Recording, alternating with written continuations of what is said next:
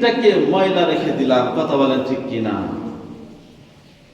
দুনিয়ার সব কিছু কি পরিষ্কার করলাম, কিন্তু নিজের দিলকে পরিষ্কার করলাম না। আপনি তো নাপাক পাত্রে দুধ জাল দেন না, নাপাক পাত্রে তো আপনি দুধ রাখেন না। আপনার শরীরে তো আপনি ময়লা থাকতে দেন না। মাথার ময়লা আপনি পরিষ্কার করেন, মাথায় ময়লা থাকতে দেন না। চোখে ময়লা থাকতে দেন না, চুলে ময়লা থাকতে দেন না, শরীরের কোথাও আপনি ময়লা থাকতে দেন না, সব পরিষ্কার করেন। হাই, আমাদের দোকানে তো আমরা ময়লা রাখি না, দোকানকেও তো পরিষ্কার করি। দোকানের ভিতরে যেই সিটের মধ্যে আপনি বসেন, যেই সিটটা আছে, এই সিটের কাপড়টাও আপনি ময়লা থাকতে দেন না। অথচ দিলটাকে আমরা ময়লা রেখে দিলাম, দিলকে আমরা পরিষ্কার করলাম না। অথচ আল্লাহ তাআলা আপনার চেহারার দিকে তাকান না, আপনার শরীরের দিকে তাকান না। আল্লাহ তাআলা কোন দিকে তাকান? আল্লাহ তাআলা তাকান দিলের দিকে। এজন্য আল্লাহর পয়গম্বর বলেন, عن أبي هريرة رضي الله تعالى عنه قال قال رسول الله صلى الله عليه وسلم لا يؤمن إن الله لا ينظر إلى صوركم وأعمالكم ولكن ينظر إلى قلوبكم وأعمالكم। আমার আল্লাহ তোমাদের চেহারার দিকে তাকান না, আমার আল্লাহ তোমার সম্পদের দিকে তাকান না, আমার আল্লাহ তাকান তোমার নিয়তের দিকে, তোমার দিলের দিকে। বলেন সুবহানাল্লাহ। এই জন্য দিলটাকে পরিষ্কার করতে হবে, দিলটাকে পরিষ্কার করতে হবে। आशिकों का दिल बनाया आईना अल्लाह ने, उसको रोशन कर दिया फिर इश्क रसूलुल्लाह ने। যারা আল্লাহর পাগল, যারা আশিক, যারা আল্লাহর পাগল, আল্লাহর পাগলদের দিল হলো আয়নার মতন পরিষ্কার। কথা বলেন ঠিক কিনা?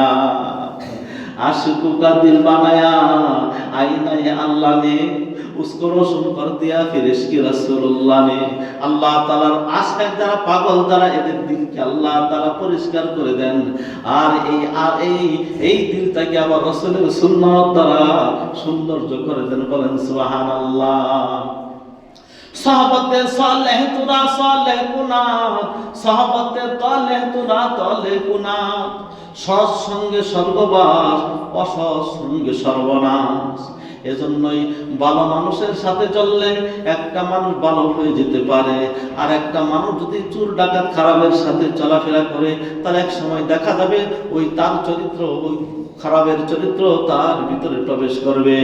যেমন রাখাল আছে, ছাগল পালে, ছাগল পালতে পালতে এক সময় দেখা যায় তার চরিত্র ছাগলের মতো হয়ে যায়। ঠিক তদ্রুপ খারাপ বন্ধুর সাথে যদি আপনি চলেন, খারাপ মানুষের সাথে যদি চলেন, খারাপ মানুষের সাথে যদি আপনি সদা উঠা বসা করেন, তখন তার চরিত্র আপনার ভিতরে প্রবেশ করবে।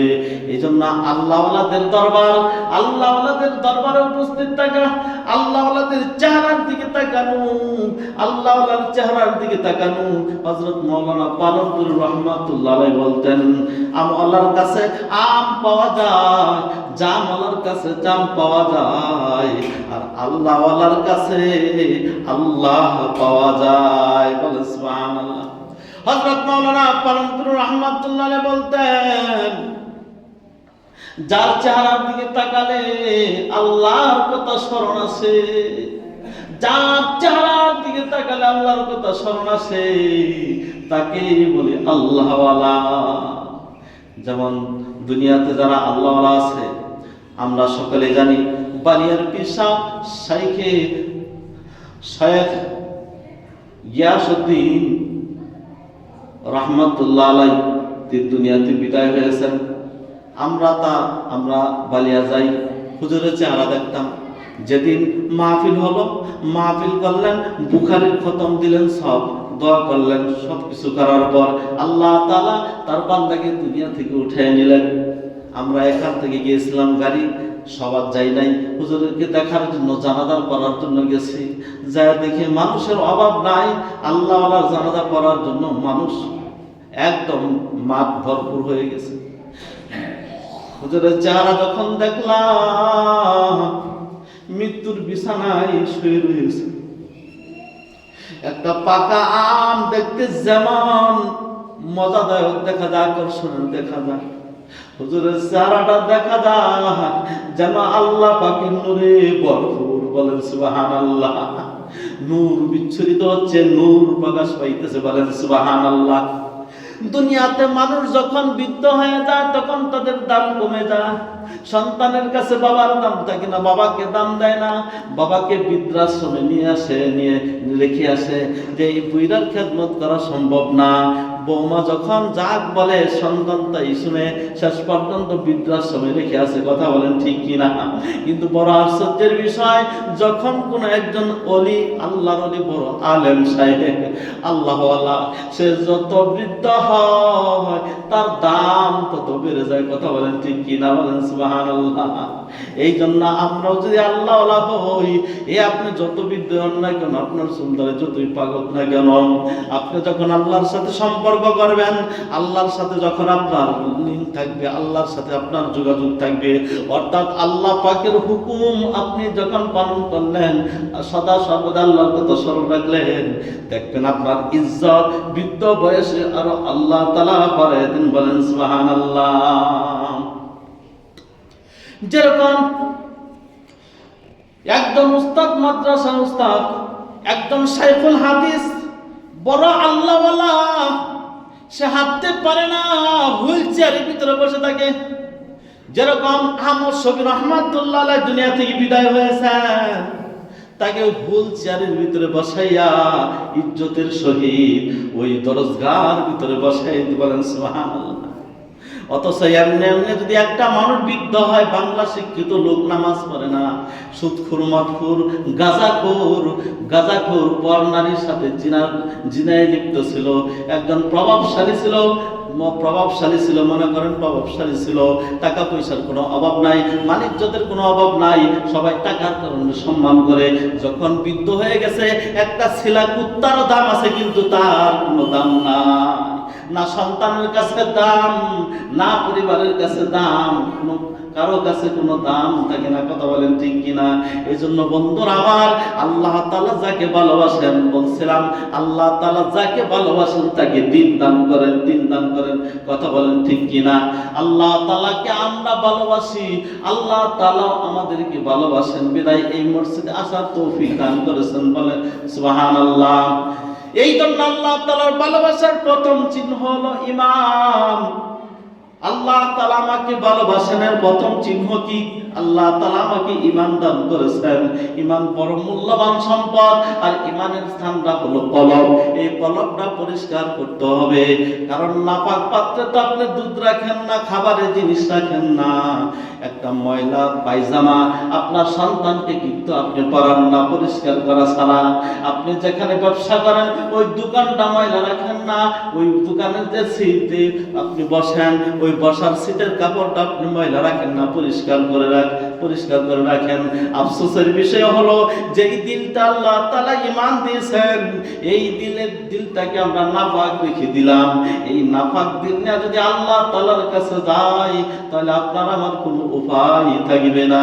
এজন্য দিলটা পরিষ্কার করতে হবে। স্বামী স্ত্রীকে যদি মহাব্বতের সহিত মুখের ভিতরে লুকমা তুলে দেয়, তাহলে স্বামী স্ত্রীর মধ্যে মহাব্বত বেড়ে যায়। বলেন সুবহানাল্লাহ। মহাব্বত বেড়ে যায়। আপনি মহাব্বতের সহিত স্ত্রীর মুখে লুকমা তুলে দিলেন, স্বামী স্ত্রীর ভিতরে মহাব্বত পয়দা হয়ে যায়। ঠিক তদ্রূপভাবে মহাব্বতের সহিত যদি আপনি ইবাদত করেন, আল্লাহ তাআলার মহাব্বত আপনার দিলে পয়দা হয়ে যাবে। বলেন সুবহানাল্লাহ। এজন্য মহাব্বতের সহিত ইবাদত করতে হবে, আল্লাহকে ভালোবেসে ইবাদত করতে হবে। এই জন্য আমি বলেছিলাম মৌলিক 7টা বিষয়ের উপর ঈমান আনতে আল্লাহ তাআলা বলেছেন। কয়টা? 7টা জিনিস। 1 নম্বর, আল্লাহ তাআলার জাত ও সিফাতের উপর ইয়াকিন। আল্লাহ তাআলা যা ইচ্ছা তাই করতে পারেন। আমাকে খাওয়ান কে? আল্লাহ তাআলা খাওয়ান। অনেক মা বোনেরা আছে যা আমাকে খাওয়ায় আমার স্বামী, আমার বাবা, আমার সন্তান কামাই করে আমাকে খাওয়ায়। না না না, আমাদেরকে পারেন একমাত্র আল্লাহ। আমাদেরকে পারেন আল্লাহ তাআলা। আমার ইজ্জতের মালিক আল্লাহ, জিল্লতের মালিক আল্লাহ, সব কিছুর মালিক আল্লাহ, এই তিন দিলের ভিতরে থাকতে হবে, এই বিশ্বাস দিলের ভিতরে থাকতে হবে। আল্লাহ তাআলা ঈমান ও ইসলাম দান করেছেন। তাহলে ঈমান এবং ইসলাম দুইটা জিনিস। কয়টা জিনিস? দুইটা জিনিস। একটা হলো ঈমান আর হলো ইসলাম। ঈমান কাকে বলে আর ইসলাম কাকে বলে, এই দুইয়ের ভিতরে পার্থক্য কি? ঈমান হলো ভিতরের বিষয়, দিলের বিষয়, বিশ্বাস স্থাপন করা, অদৃশ্য আল্লাহ তাআলাকে না দেখি বিশ্বাস করার নাম হচ্ছে ঈমান।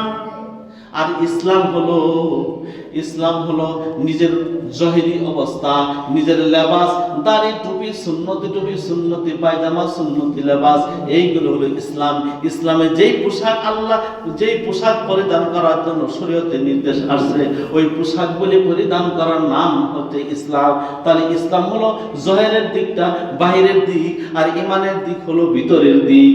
আর এখন আমার জহিরে ইসলাম নাই, ইসলামের সাথে সম্পর্ক নাই, মুখের ভিতরে দাড়ি নাই, সুন্নতি লেবাস নাই, সুন্নতি পোশাক নাই, খ্রিস্টানদের পোশাক পরিধান করি আর নিজেকে পাক্কা মুমিন